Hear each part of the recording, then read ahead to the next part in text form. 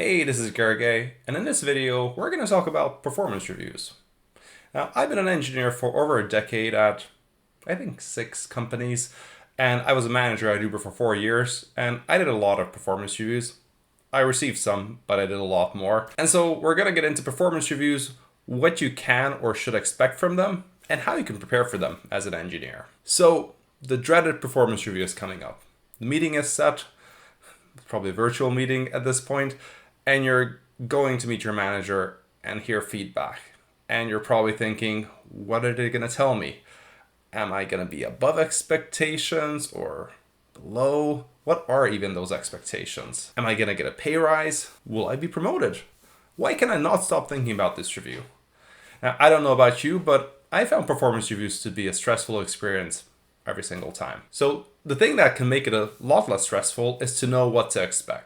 So let's start with that. So companies do performance reviews differently. Every company has their own separate process. I know, I've seen a bunch of them. In fact, companies sometimes change their processes from cycle to cycle. Now, a big difference in how companies do performance reviews is how often these performance reviews happen. I don't have definite statistics, but I ran a poll on Twitter, got a bit over 100 responses. And for the majority of the people, performance reviews happen either once a year or twice a year. And there's a small fraction, maybe 10%, who says it happens more frequently. In my past, either I had once a year performance reviews or twice a year ones. And the biggest difference between these performance reviews is, do you also get a pay rise or a bonus with the performance review? Usually at places that only have it once a year, the two are bundled. So you get a performance review and you hear the numbers, here's your pay rise, here's your bonus.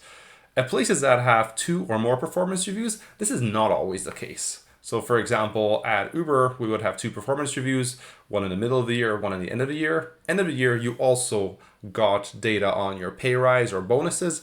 Middle of the year, you just got a performance review. But some companies do it differently. When I worked at Skyscanner, I got my first mid-year performance review, and I also got a bonus. And I was really surprised and happy. I did not expect that.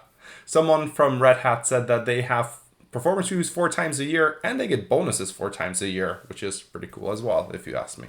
But it's not typical. Again, every company will have this differently. So for your company, just ask people or ask your manager how often this happens and if pay and bonuses are coupled or not. Now, once we've got the how many times is your performance review a year out of the way, let's talk about the actual type of performance review.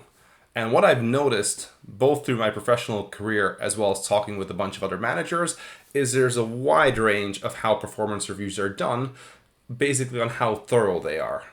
And the first level is where it's just not thorough at all. It's very ad hoc and you don't know what to expect. And there's all the way to bigger companies where it's very well defined. You know what to expect. It's documented. There's all these kind of things. So from the first level, I'm going to call this the ad hoc performance review because you honestly don't know what to expect. And I have some news for you. Your manager probably also doesn't know what to actually deliver. At these places, typically started for small companies, managers are told, all right, time to do a review. Just deliver performance reviews for people.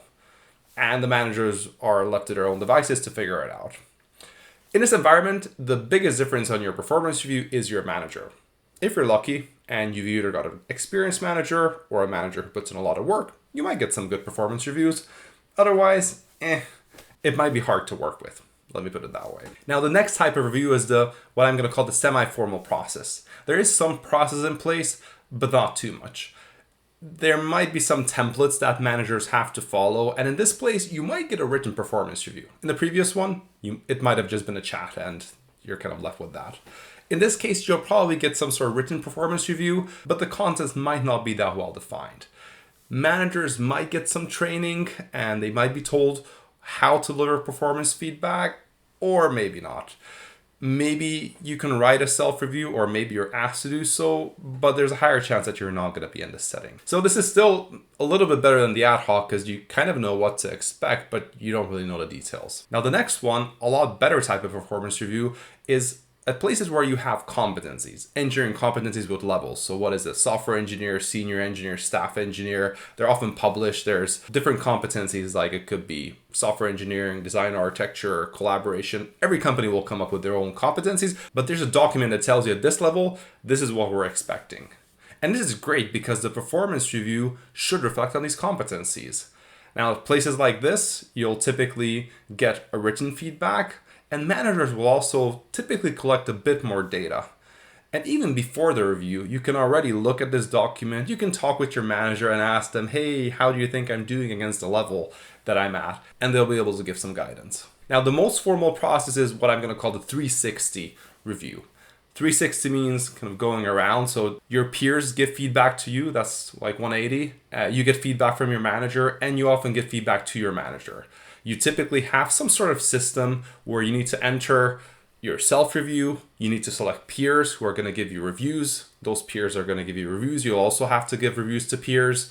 You have to review your managers. It's a longer process, but you get the most thorough reviews, and it's all in writing. So on the meeting, typically your manager will read to you from a document that they've already written, and they're gonna collect their feedback from your peers. They'll have some suggestions, some feedback, and so on. Now there's one other type of review that I personally not experienced, but it is getting popular with some more modern or faster moving companies. And this is the continuous feedback, where they might have removed these formal performance reviews, or they might have just made it super frequent, like every quarter, but it's not really an event because you keep setting goals, you get feedback from people in a tool continuously.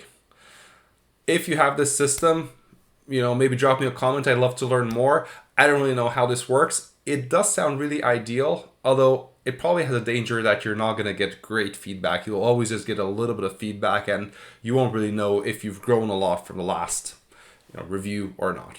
Who knows? But again, I don't know too much about this one, so just leave me a comment. I'd love to learn more about this performance review system. Now, before we get into how you should prepare for a performance review, it's great to understand how managers do performance reviews, because once you understand this, it'll make a lot more sense on how you can prepare and basically help the manager with that performance review. So as I mentioned, I did a lot of these performance reviews, and I also talk with a bunch of managers who do this. These are not our favorite things to do because they're really time consuming. Typically as a manager, you reserve a lot of time to do this. So I would block out my calendar, and guess what? I don't have that time. I get meetings put there. I have some emergencies. I have less time in the end than I typically would want to do. Let's say I have a team of 10 people. I do block out some spot. Often it goes into, by the way, in the weekend, at least in the past, in my experience. Maybe some people have it better together, but for me, it went into there. I get a big pot of coffee or tea because I know it's going to take some time, and I go through people one by one. And for every person, I try my best to get a good, fair performance review, performance feedback. And what I do for every person, maybe I'll spend an hour or two or three on them, or however much I need to. I first gather some facts. I'm like, all right, well, I know this person. I know what I work with them, but I want to know just what kind of work did they do, and what is the work that I didn't observe. And even when I did observe it, especially if it's a review for like 6 months, I need to think back what happened there. So I go through my notes, my one-on-one notes. If we have team meetings, I look at those notes. If they have a self-review, I'm going to read that because that gives me a lot of context. If this is a place where people have submitted peer feedback, which I've worked in these places, I will read through all of the peer feedback, and I'm going to start to put together notes. And first, I'm going to kind of try to get this mental image of everything that they did, like act like a sponge and get everything in there. And once I have that, I'm going to figure out, all right, well, where are they against the expectations? Are they meeting them? Are they above, or are they below? And at places where you have a competencies document, which again, I'm used to doing that as a manager, I will compare that. If I'm a new manager, I'll read through all the lines and I'll make sure that I understand what these mean. And in the end, I'll need to make a decision of where they are based on my experience, and I'll need to justify that. So after I made up in my mind, all right, here's where I think this person is, I go there and I give specific examples. Now, some managers might do it the other way around. They might look at specific examples and then come to a decision. But in the end, you do need to come to where is this person standing. In some places, you need to give numbers. So, and this is down to how the system is run. Managers don't really come up with that part. But you might have to come up with like a number from 1 to 5 and so on. So I go through every person and I try to use the best information that's available, and I write some sort of summary, a manager summary, and then I'm done. If I have time, or if I'm worried a little bit, I'll probably read through it again, make sure it makes sense. And then I prepare for the meeting. For the meeting, we're going to go through this one with this person. So now you know how managers prepare for performance reviews. I hope that was enlightening. So how can you prepare for performance reviews? Now, did you notice what I did as a manager? I tried to collect all the information about this person. And I mentioned that, well, if they do a self-review, I might read that. I'm going to change that a little bit. If people do a self-review, I will absolutely read that because they usually have pretty good information. And a lot of times people list stuff that I just completely missed. So the best thing that you can do to prepare for a performance review is have a great self-review. Great in the sense that it just contains all the stuff that you've done. A lot of times, as a manager, I will know the stuff that I'm involved in.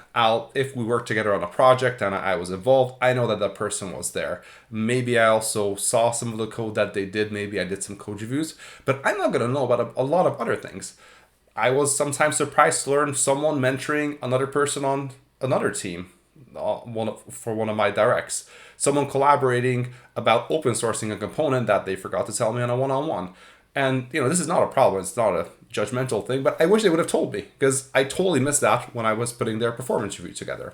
In fact, once I had the situation where I marked someone as below expectations for a competency because I looked through all the evidence and all my interactions and it just seemed they were missing some stuff. And I wish I would have come to that realization earlier, but there we are. We were at the performance review stage.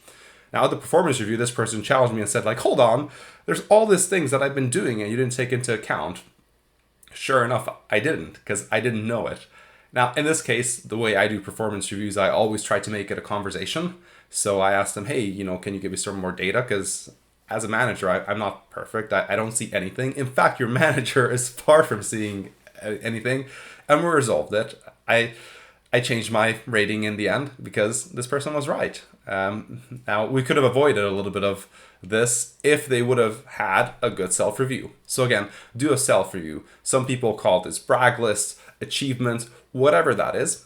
And the easiest way to do it is not for you to write it right before performance review time. The best way is to have a running document, which you update every week, like the end of every week of the stuff that you did. And you have a nice and growing list of things that you can use for performance reviews, self-reviews. You just kind of format it a little bit and boom, you're done. Promotions, that's a different topic. We're not going to go into that, but it's super useful there as well. And you're going to make your life so much easier. Also your manager's life. Now, if you do this thing, you put together this list, share it with your manager. When performance reviews are coming up, email it to them or ping it to them on your chat messaging, whatever that is. And this is the best thing that you can do for performance reviews. I hope this was useful. I'm going to be doing more videos on engineering career nuggets. If you're interested, just subscribe and get notified.